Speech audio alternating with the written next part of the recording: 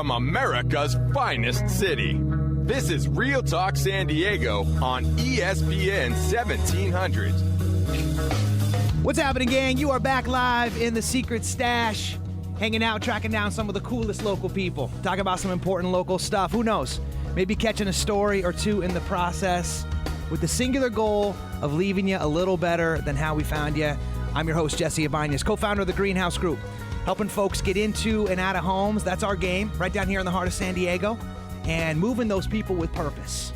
Speaking of purpose, there's definitely a little tithe for the theme of our show today, because in the house, we've got two local superstars. You guys didn't know you were superstars yet, did you?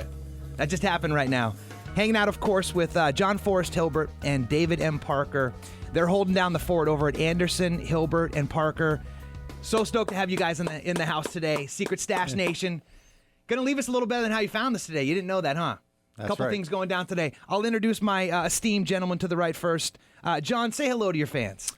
Hello, this is John Hilbert. Jesse, thanks for having us. David and I are glad to be here today and talking about our first love, second love perhaps, real estate litigation. Yeah, first love if we can get to it, right? Yes. Yeah. And then, of course, your man to the right, David Parker. Great to have you on the show, David. Great to be here, Jesse. So excited to talk to you today. Sounds good. Sounds good. And Stash Nation, we got a good one today, and I want to make sure that you know you can be part of this conversation. You can call in, first of all, anytime at 866-405-1717. But then also, you tech birds out there, we're actually streaming this whole thing live right now over on our Twitter. There's a new app called Twiddle. It's right. It's rivaling all the Twitter guys. On our Twitter handle at Follow the Stash, and you can go ahead and tweet any of your questions live and see if we can knock them down here on the show. And guys, I wanted to get you in the studio today because, I mean, I know this is the kind of thing that no one wants to talk about around the dinner table, right? But what's near and dear, of course, to my practice, you might say my day job, is you hope everything goes well when moving through that spot of getting into and out of a home, but it doesn't always the case, right? And if there was one theme that everybody knows in real estate, it's location, location, location, right? The most overly used trite expression possible in our conversation. What about though the concept of disclose? Well, which is why you guys have jobs, right? That's right. David and I give a lot of seminars in terms of real estate law, and one of the themes that we emphasize is disclosure. As we all know, there's tremendously detailed laws with respect to the requirements of disclosure in connection with any real estate purchase transaction, particularly residential real estate. And so our big theme is disclose is much more important than location, but that may be a employment bias of ours. So, and we always like to say, if you have to ask the question, should you disclose a particular fact or circumstance in a transaction, the answer is yes. Well said. You can catch these guys, by the way, and all their infinite wisdom down at ahpfirm.com. Now, David, have you ever seen a deal blow up because a seller over-disclosed something? Never seen that happen. In fact, it's the opposite that's true. When they get the lawyers involved when you fail to disclose, when you know there's a cracked foundation, when you know that there's a leak, and you know you've got an unpermitted room, and you don't say it. Now, you guys have been doing this for a while. I don't want to date you here in the Secret Stash because this is radio, right? Now, I got two dapper, handsome gentlemen here. You'll catch that if you're streaming live. But maybe you got a story or two to kind of kick this party off with. Like, what's a good one that comes up for you maybe in the disclosure realm? Well, recently we had an interesting case where the neighbor had approved plans to build a gigantic home on the neighboring property. The seller had gone through and participated in the approval process next door.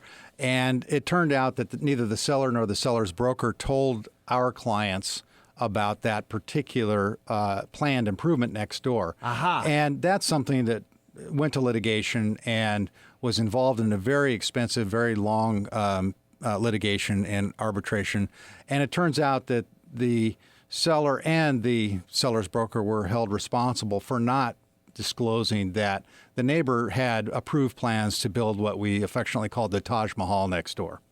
So your client was the buyer. That's right. They went in under the guise in this situation, because it actually wasn't the truth, that they were going to get the little cottage next door. Yes. Right? And then, boom, turned out that there was actually plans in place for some much deeper density. Now, was it still a one unit? It was just gigantic house, or were they building units? It was still going to be just one unit, but it was going to be a very imposing unit that would have destroyed some of the views and privacy attributes of the property that our client was purchasing. That makes sense. So after the close of escrow, we discovered the plans, and as a result, we demanded and sued for rescission to unwind the deal, to give the house back, get our money back. And won. And won. Nice work, gentlemen. Oh, applause. You know, there was a I didn't crowd get the here behind you, applause right? at the arbitration, so it's nice to hear it now. You got the pencil from the defendant or right. the plaintiff or whatever. You get it. So what about some other stuff, though? So what about, like, I don't know. So you're kind of talking about neighbor disputes and stuff, right? I mean, is there anything else that flies at the top with you in that, Camet? Well, one of the big themes in terms of neighbor disputes is we find, David and I find, that it's seldom about the land itself. Oftentimes, more often than not, it's a personality dispute that starts the but land they're using dispute. the land sort of as the anchor Exactly. to have the personality dispute. Got it. Exactly. And I have one case early in my career that involved a rural piece of property out in the East County area of San Diego County. And my guy was the new kid on the block that moved in with his young family, his wife and his 7-year-old daughter. Lived happily there for a few years, got along with some neighbors, was having a 7-year-old birthday party one day for his daughter. And the neighbor walked into the birthday party carrying a shotgun. Well, as you can imagine, my client took umbrage at that, and they got into a little spat about that. And it turned into a major war and battle about the road that allowed my client to access his property. Are you trying to tell me that he walked into a 7-year-old's party with a shotgun? Yes. Now, he wasn't pointing at each other. This was out in the rural area. People apparently carry shotguns all the time. So he wasn't being threatening at all. He was just carrying it. But my guy took umbrage and started getting upset. And the next Shocker. Right. And the next day, the neighbor who was carrying the shotgun shut down the road that was the sole access for our clients to get to their property. And that turned into hiring lawyers and fighting about access to the road, which is another great legal war story, for quite some time. We settled it. And were you 2 for 2 on these stories? Well, that one we were able to settle. It was an interesting case because it became the road was the easement was described as it existed in 1963. So our job was to prove whether or not this road accessed our client's property in 1963. Got it. Okay, we'll get 2 people. 2 people in the background clap about that one. Yeah, that's all. That's all that matters, though, right? That's right. As long as one of them was your client. You can tell it's real interesting to. Yeah.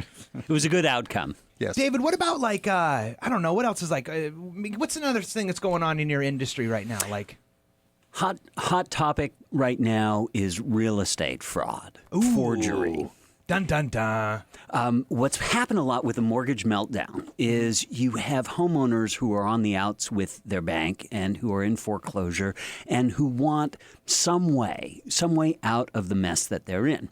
And there are crooked individuals, sometimes members of fringe groups, sometimes unethical people in the real estate industry who are preying on these disenfranchised homeowners who kind of want a fairy tale. You mean there's agents out there that aren't acting in everybody's best interest? You know, it happens. It happens. And those are the bad eggs that usually end up on the other side of a lawsuit. On the front page of, the Union Trib. Absolutely. And so what's been happening is that they tell the homeowners, look, I can solve your problems. I just want you to sign a few documents. And what in reality goes on is they go down to the county recorder's office and they record documents that make it appear as if either somebody else owns the property or more often that bank who's foreclosing has suddenly been paid off. And then they go and they try and sell the property as if the bank didn't have an interest. And when it comes to picking up the pieces for the people who parted with their life savings to buy that house, that's when we get involved. Yeah. So is it like a gamble play on the idea that the bank doesn't have the resources to catch every single one of those times that happens? And so if it works once or whatever, then it's worth it? Like, I can't imagine that passing the QC sniff test. Well, if the bank is getting paid, it's not necessarily looking at what's going on with the chain of title. Oh, I see. So they actually are paying the note off. Yeah. Oh, well, okay. No. Oh, I mean, okay. if the bank, it's a couple of things. Part of it is, yes, you're absolutely right. With the mortgage meltdown, the banks have had a heck of a time keeping up even with their portfolio of non-performing loans. But also, sometimes they'll keep the bank fat, dumb, and happy by continuing to pay as they forge releases of the bank's liens and go and sell the property as if the bank didn't exist. Son of a gun. Yeah. Right? And that's rampant right now, you're saying. It's been going on fairly regularly. So neighbor disputes, you could argue, back since the beginning of time. We'll go Hatfield and McCoy and cite that source. Exactly. Right? But maybe more sophisticated stuff going on right now, like the intricacies of some fraud and stuff. And then, of course, the theme of the show, disclose, disclose, disclose. I mean, that's luckily why you guys, esteemed gentlemen, have the job, right? And trying to help fish people out of these messes. Gang, and that's exactly why we got them in the house. So John Forrest Hilbert, David M. Parker, Andersen, Hilbert, and Parker. Coming up, gang, when we come back, we're going to talk a little bit more about these gentlemen, figure out what their work in the real estate industry specifically is, perhaps why you need to call them during your next real estate transaction, even if you don't even think you need one. Calling a lawyer early and often, unfortunately, could possibly be your best strategy. So hang out, gang. We'll be right back. Real Talk Radio San Diego.